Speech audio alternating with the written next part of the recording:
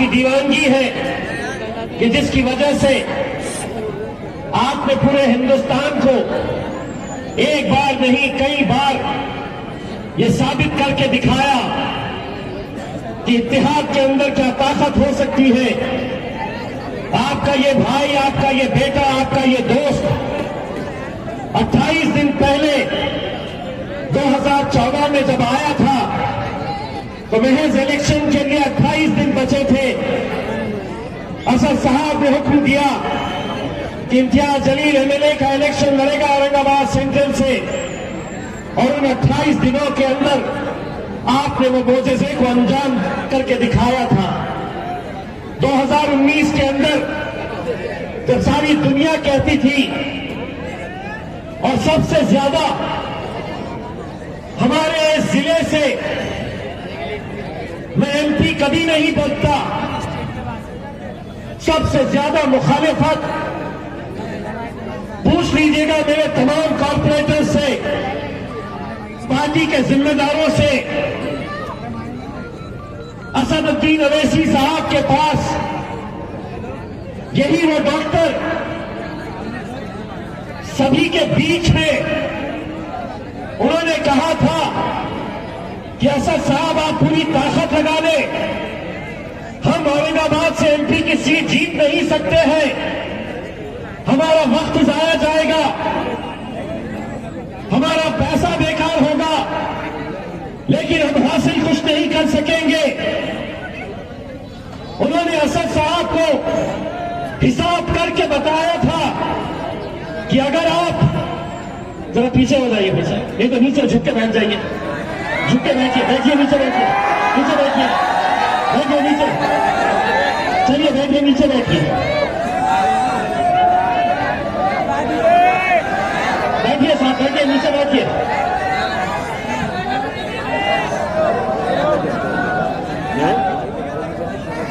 दिक्कत यह है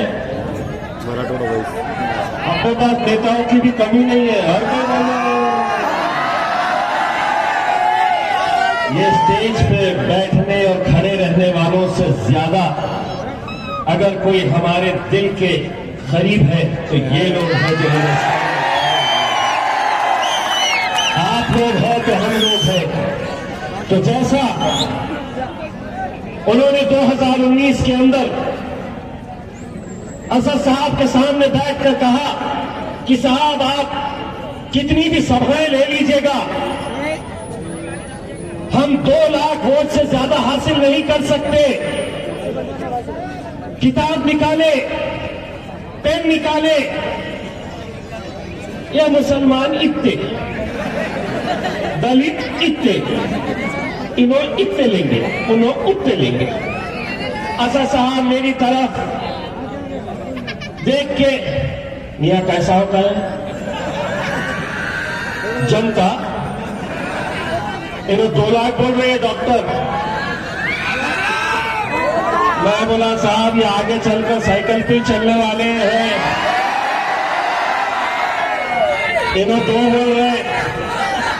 मैंने असद साहब को उसी दिन कहा था कि असद भाई इंशाअल्लाह हम मैदान में उतरे, पूरी शिद्दत के साथ मेहनत करेंगे। मेरे कॉर्पोरेटर्स परेशान रहते थे, यार ये इम्तियाज भाई का गणित क्या कह रहा है, एमपी कभी यहां से जीता नहीं है, इतने साल हो गए हैं, 40 साल पहले 39 साल पहले एक एमपी जीत कर आए थे मुसलमान, और अब ये इम्तियाज जलील को क्या हो गया, एमएलए जीत गए, बोले एमपी भी जीतना है, कैसे मुमकिन है। मैंने असद साहब को कहा, असद साहब आप सिर्फ लब्बैक कहिएगा, मुझे अपनी आवाम के ऊपर यकीन है, भरोसा है। अल्हम्दुलिल्लाह 22 दिन रह गए थे इलेक्शन के लिए, हम हैदराबाद में बैठे, दारुस्सलाम में लगातार 2 दिन मीटिंग हुई, सलीम बेग साहब गवाह है, हैदराबाद के तमाम जिम्मेदार गवाह है। दूसरे दिन असदुद्दीन अवैसी साहब ने लब्बैक कहा। इलेक्शन जब हो गया, नतीजे का दिन आने वाला था, असद साहब ने मुझे फोन करके कहा, क्या लगता है हम 2.5 लाख तक पहुंचेंगे? मैंने कहा असद भाई अल्हम्दुलिल्लाह 4 लाख। तो असद भाई भी हैरान, बोले 4 लाख क्या हिसाब से? मैं बोला असद भाई कागज के ऊपर का तो हिसाब नहीं पता, लेकिन अल्हम्दुलिल्लाह हमारा हिसाब वहां से आने वाला है। हमारा हिसाब एकदम और वो मंजर आपको याद होगा मेरे भाई। महाराष्ट्र में कितनी सीटें आई, किसकी आई पता नहीं। दिल्ली जब गया, पुरानी दिल्ली गया, जामा मस्जिद के पास गया, तो वहां के मुसलमान आके मिल रहे और मुझसे कह रहे थे कि इम्तियाज भाई हमने आपको देखा नहीं था, आपको मिला नहीं था, हमको उस दिन किसी बात की फिक्र नहीं थी कि हुकूमत कौन बना रहा है, किसकी पार्टी के कितने एमपी चुनकर आ रहे हैं, मस्जिद में जा रहे तो एक दूसरे से पूछ रहे वो औरंगाबाद वाले का क्या हुआ। और यकीन मानिए उसी इत्तेहाद का नतीजा था मेरे भाइयों कि आप लोगों ने पूरे दुनिया को ये दिखाया। और उसके बाद पूरी दुनिया को अगर आपने इत्तेहाद की ताकत क्या होती है ये उस दिन दिखाया जब हमारे नबी करीम सल्लल्लाहु अलैहि वसल्लम उनके खिलाफ गुस्ताखी की गई। इतने सारे मुसलमान लीडर और होने के बावजूद खुद अबू आसिम जो मुसलमानों के बड़े नेता, ये काम उन्हें करना चाहिए था, मुंबई को हिला देना चाहिए था। बड़े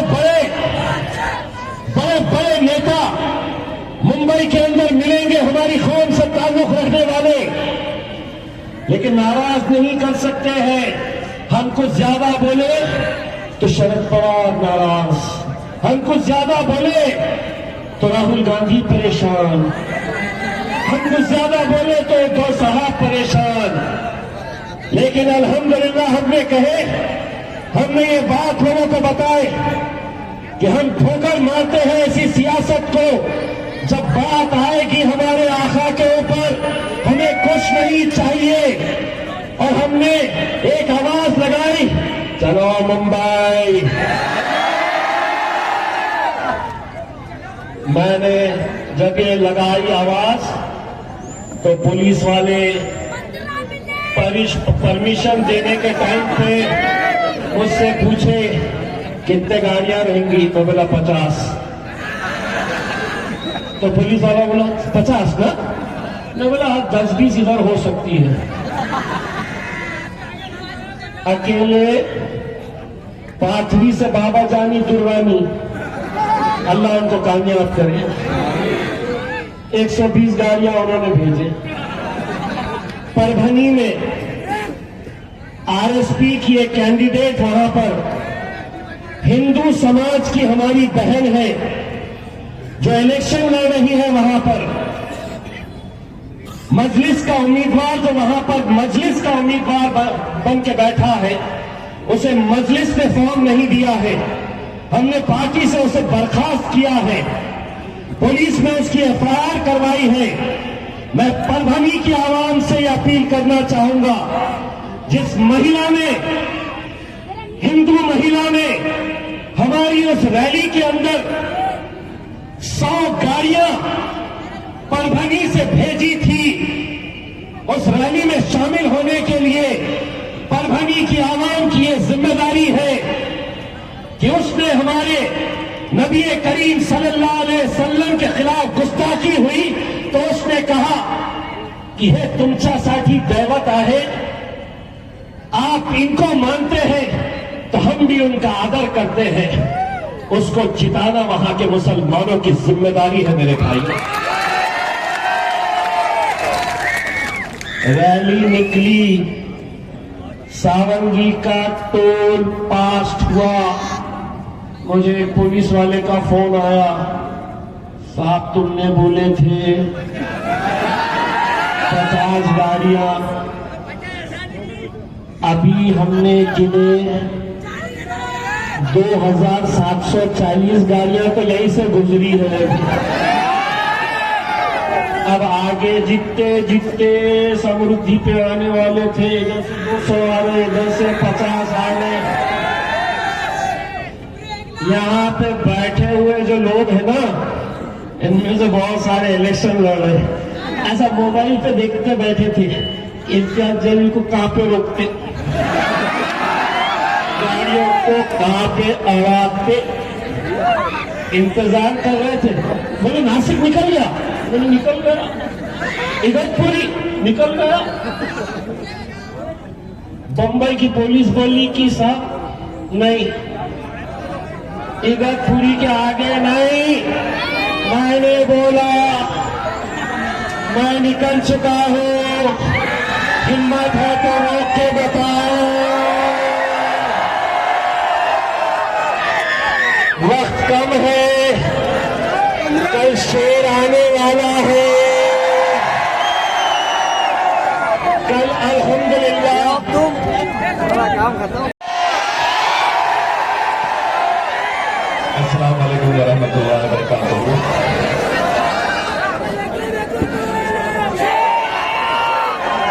अभी किसी की एक सभा चल रही है और उस सभा में ये बताया गया है कि ये इम्तियाज जलील के जलसों में इतने सारे लोग जो आ रहे हैं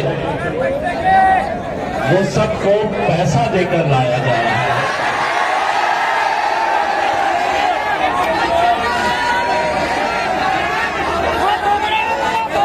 साइकिल पे घूमने वाले,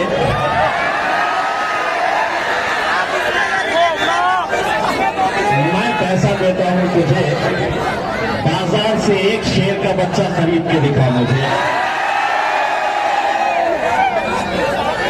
कुत्ते के अगर पिल्ले चाहिए तो वो बाजार में खरीदे जा सकते हैं, शेर के बच्चे बाजारों में बिकते नहीं।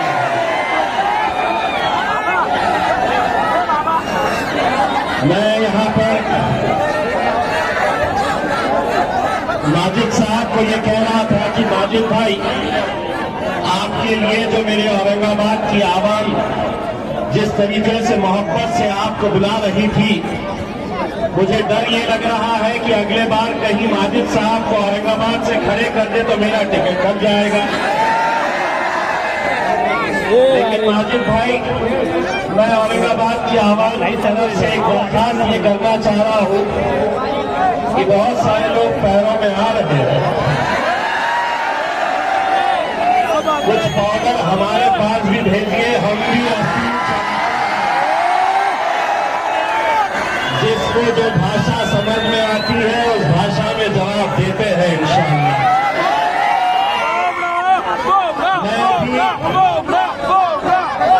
मैं अभी कुछ देर पहले मैं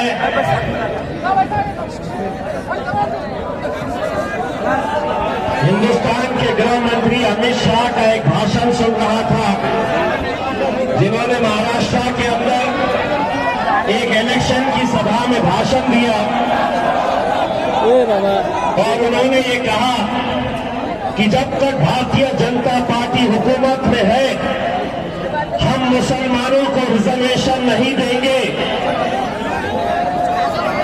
मुरमुरे के थैले, मैंने उसको नहीं बोला,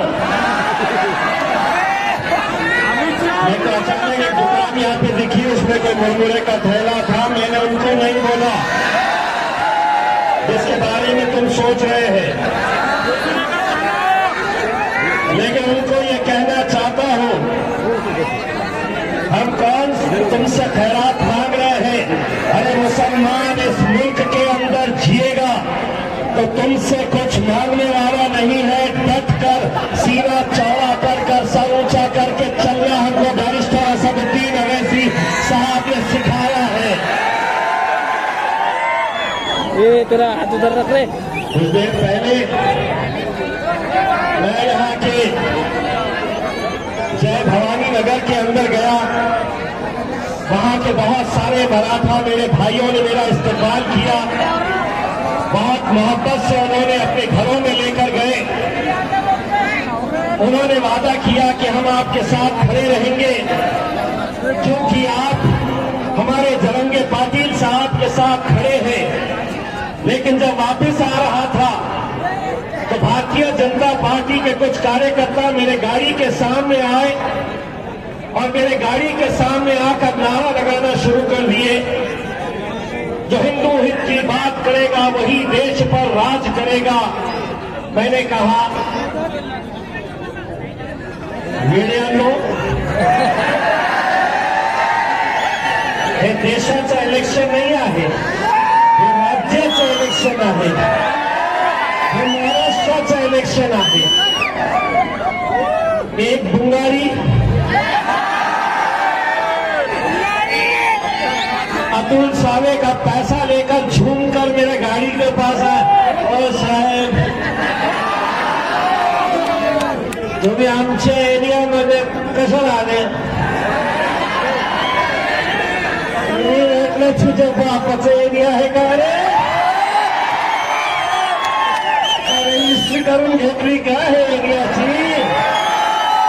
अरे खासदार होतो central Aurangabad, east Aurangabad, west Aurangabad, Kannad, Kamalapur, Rajapur या सगळ्याचा खासदार होतो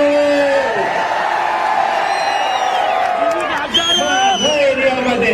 अरे एरिया कुत्र्यांचं असतं, माझ्या नादाला लागू नको रे बाबा। मेरे भाइयों, मैं पिछले कुछ दिनों से लगातार आप लोगों के बीच रह रहा हूं। अल्हम्दुलिल्लाह मैंने अपने कायद बैरिस्टर असदुद्दीन अवैसी साहब से उनकी जो दीवानगी है, मैंने हिंदुस्तान में ऐसा कोई शख्स नहीं देखा क्या होगा जो चंद घंटे की सिर्फ नींद लेते हैं, 2 दिन लगातार यहां पर पद यात्रा करे। शोलापुर का जलसा, आज सुबह मालेगांव गए जहां हमारे मुफ्ती साहब, उन्हें हार्ट अटैक आने की वजह से वो एडमिट है, वो वहां पर उनके लिए पदयात्रा करने के लिए गए। मैंने उनसे ये चीज सीखी कि ये आवाम है तो हम हैं, लेकिन कुछ दिनों से तबीयत कुछ नासाज है। दिन में 3 मरतबा डॉक्टर मोहसिन आबिदी साहब डॉक्टर घर पे भेजते हैं सलाइन चढ़ाने के लिए। डॉक्टर साहब ने मुझसे कहा कि आप कम से कम 1-2 दिन हॉस्पिटल में एडमिट हो जाइए ताकि आप पूरी तरह से अच्छे हो सके। मैंने डॉक्टर साहब से कहा कि अभी तो इलेक्शन का वक्त है, 1-1 घंटा कीमती है और आप मुझसे 2 दिन हॉस्पिटल में रहने की बात कर रहे हैं। मैंने हंसते हंसते डॉक्टर साहब को कहा, डॉक्टर साहब मैं ऑलरेडी एक डॉक्टर से परेशान हूं।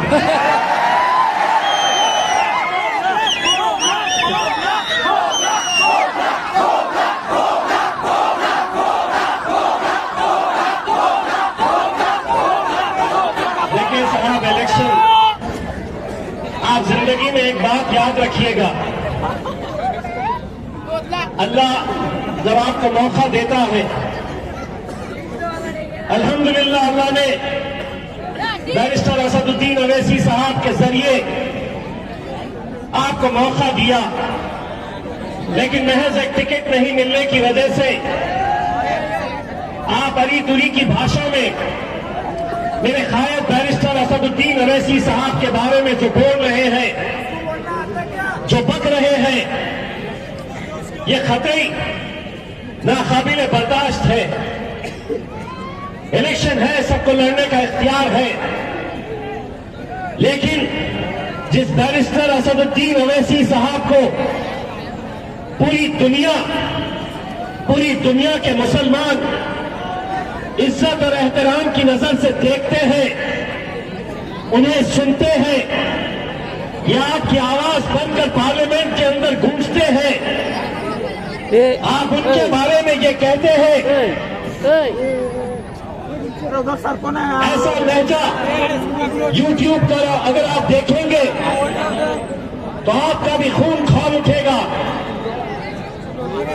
लेकिन हमें मालूम है आप कितना भी कोशिश कर ले या दूसरे उम्मीदवार